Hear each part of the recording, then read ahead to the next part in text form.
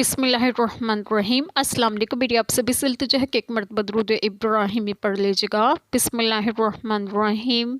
अल्लाहुम्मा सल्ली अला मुहम्मदिन व अला आलि मुहम्मदिन कमा सल्लैता अला इब्राहीम व अला आलि इब्राहीम इन्नका हमीदुम मजीद। अल्लाहुम्मा बारिक अला मुहम्मदिन व अला आलि मुहम्मदिन कमा बारकता अला इब्राहीम व अला आलि इब्राहीम इन्नका हमीदुम मजीद। बिस्मिल्लाहिर्रहमानिर्रहीम। और वही है जिसने आसमान से पानी उतारा तो हमने इससे हर उगने वाली चीज़ निकाली। तो हमने इससे निकाली सब्ज़ी जिसमें से दाने निकालते हैं एक दूसरे पर चढ़े हुए, और खजूर के गाभे से पास पास गुच्छे, और अंगूर के बाग और जैतून और अनार किसी बात में मिलते और किसी बात में अलग। इसका फल देखो जब फले और इसका पकना, बेशक इसमें निशानियां हैं ईमान वालों के लिए। बिस्मिल्लाहिर्रहमानिर्रहीम। आज जो बात मैं आप लोगों से डिस्कस करूंगी वो ये है कि सत्य कुरमा में है कि और वही है जिसने आसमान से पानी उतारा तो हमने इससे हर उगने वाली चीज़ निकाली। पानी एक और इससे जो चीज़ें उगाएं वो किस्म किस्म और रंगारंग। इस सत्य कुरमा में अल्लाह ताला ने अपने कमाल कुदरत की एक अज़ीमुल शान दलील पेश की है और इंसानों के लिए एक बहुत बड़ी नेमत का जिक्र फरमाया है। वो ये है कि अल्लाह ताला अपने मखलूक पर रहम करते हुए बादल से पानी बरसाता है। इस पानी से अनवा इक़साम के पौधे पैदा करता है, फिर इस पौधे को तरोताज़ा और सब्ज़ दरख्त बनाता है, फिर इन दरख्तों में गुच्छों की शक्ल में ढेर सारे दाने पैदा करता है, जैसे गेहूं, जौ और चावल के खोशे, और खजूर के दरख्तों में गुच्छे पैदा करता है जो बदतरीज खोशे की शक्ल अख्तियार कर लेते हैं।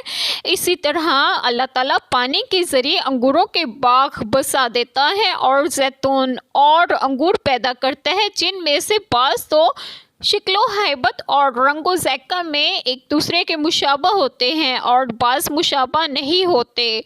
तो ज़रा इनमें से हर एक को देखो तो सही कि जब फल निकलता है तो कैसा कमज़ोर और बेकार सा होता है, फिर जब वो पक जाता है तो कैसा नफ़ा बख्श और लजीज होता है। यकीनन इन सब चीज़ों पर निगाह इबरत इंसान को दावत देती है कि वो इनको पैदा करने वाले की अजीम कुदरत पर ईमान ले आए।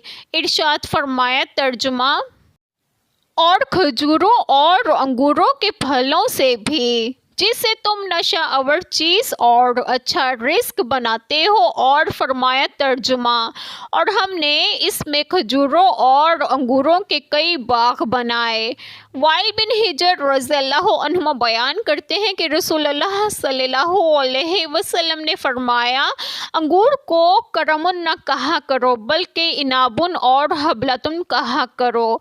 हज़रत अबू हुरैरा रज़ियल्लाहु अन्हु बयान करते हैं कि रसूलुल्लाह सल्लल्लाहु अलैहि वसल्लम ने फरमाया, लोग अंगूर को करम कहते हैं, करम तो मोमिन का दिल है। अल्लाह ताला ने इरशाद फरमाया, तर्जुमा, इसके फल में से खाओ जब वो फल लाए और उसका हक उसकी कटाई के दिन अदा करो।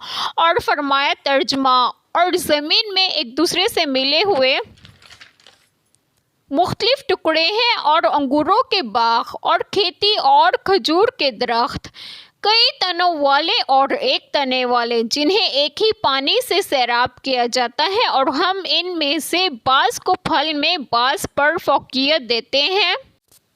हज़रत अबू हुरैरा रज़ियल्लाहु अन्हु बयान करते हैं कि लोग जब नया फल देखते तो उसे रसूलुल्लाह सल्लल्लाहु अलैहि वसल्लम के पास ले आते।